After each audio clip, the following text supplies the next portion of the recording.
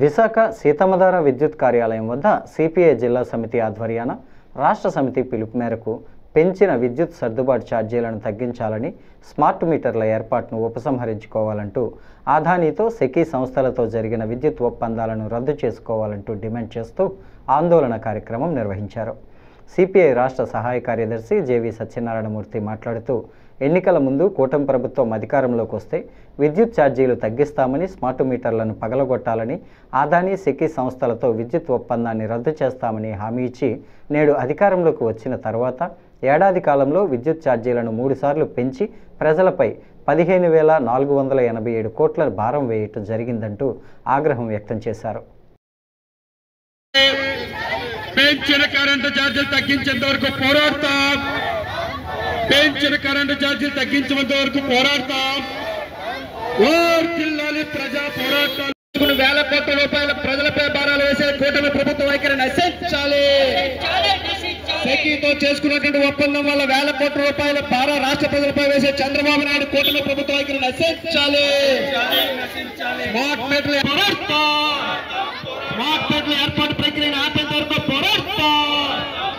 జిందాబాద్ CPI, జిందాబాద్ CPI. వార్తలాలే ప్రజా పోరాటాలు, వార్తలాలే ప్రజా పోరాటాలు. కూటమి ప్రభుత్వ వైఖరి నశించాలి. సెకీతో చేసుకున్నటువంటి విద్యుత్ ఒప్పందాల వల్ల రాష్ట్ర ప్రజలపై వేల కోట్ల రూపాయల భారాలు వేయడాన్ని ఖండించండి. సెకీతో చేసుకున్నటువంటి విద్యుత్ ఒప్పందాల వల్ల రాష్ట్ర ప్రజలపై వేల కోట్ల.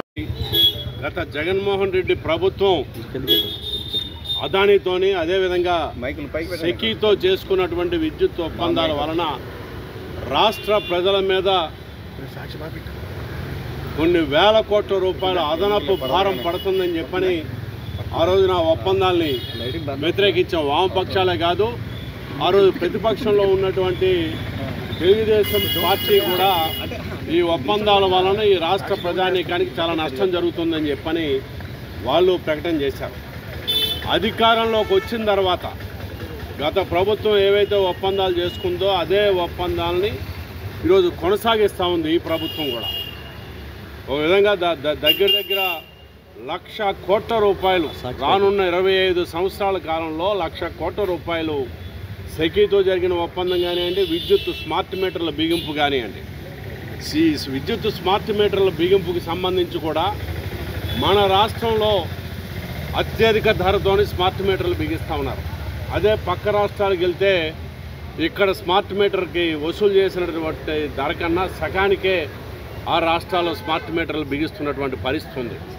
మరి ఈ విధంగా ప్రజల మీద గత ప్రభుత్వం భారం వేస్తే దాన్ని వ్యతిరేకించినటువంటి వాళ్ళు ఈరోజు అధికారంలోకి వచ్చిన తర్వాత అదే ఒప్పందాలను కొనసాగించడం అని అంటే, ఈ రోజుని మీరు వాళ్ళతోని ఎవరైతే పెట్టుబడిదారులు ఉన్నారో ప్రత్యేకించి అదానీతోని మీరు ఏమైనా లాలుచి పడ్డారా అన్నది స్పష్టం చేయాలి. స్మార్ట్ మీటర్లు దాదాపు 3 ఫేస్ అయితే 18,000 రూపాయలు ఛార్జ్ చేస్తున్నారు, సింగిల్ ఫేస్ అయితే 8,000 రూపాయలు ఛార్జ్ చేస్తున్నారు. అదంతా కూడా వినియోగదారుడి మీద పడుతుంది. ఇంకా అక్కడి నుంచి మొత్తం విద్యుత్ రంగం అంతా కూడా ప్రైవేటీకరణ చేసేటటువంటి వైపు ఈరోజు ఈ ప్రభుత్వం అడుగులు వేస్తూ ఉంది. P4 మేము పేదరికాన్ని రద్దు చేస్తాం అది ఇది అని ఎన్ని చెప్పినప్పటికీ పేదరికం ఈ చంద్రబాబు నాయుడు తరం కాదు. తల కిందన పెట్టి కాలు మీద పెట్టి తపస్సు చేసినా కూడా ఇప్పుడు అవలంబిస్తున్నటువంటి విధానాల వలన పేదరికం మరింత పెరిగేటటువంటి పరిస్థితి ఉంటుంది తప్ప పేదరికం తగ్గించేటటువంటి పరిస్థితి లేదు. ఊరికినే మభ్యపెట్టడం తప్ప ప్రజల మీద భారాలను తగ్గించేటటువంటి పద్ధతుల్లో ఒక్క చర్య తీసుకోవట్లేదు. ఈరోజు సౌర విద్యుత్ కొనుగోలుకి సంబంధించి ఏదైతే సెకీతో జరిగిన ఒప్పందం కూడా ఉందో అది ఒక యూనిట్ రాజస్థాన్లో ఉత్పత్తి చేసి మన రాష్ట్రానికి దాన్ని తరలిస్తే 6 రూపాయలు.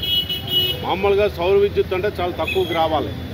అది 6 రూపాయలు యూనిట్కి వసూలు చేసే పద్ధతిలో గత ప్రభుత్వం ఒప్పందం చేస్తే ఇది చాలా అన్యాయం అని చెప్పినటువంటి వారు ఈ రోజున అదే ఒప్పందాన్ని మీరు కొనసాగించడం అంటే ప్రజల మీద మరింత భారాలు వేస్తున్నటువంటి నేపథ్యంలో ఈరోజు రాష్ట్ర వ్యాప్తంగా సిపిఐగా విద్యుత్ స్మార్ట్ మీటర్ల బిగింపుకి వ్యతిరేకంగా అదేవిధంగా సెకీతో జరిగినటువంటి విద్యుత్ ఒప్పందాలన్నింటినీ కూడా రద్దు చేయాలని, అది పారదర్శకంగా మళ్ళీ చర్చించి ప్రజల ముందును పెట్టి, ఎందుకంటే ప్రభుత్వాలు మేము అధికారంలోకి వచ్చాం, మేము నిర్ణయం చేయొచ్చానంటే ప్రజల మీద భారాలు వేయడానికి మీకు అధికారం ఇవ్వాల.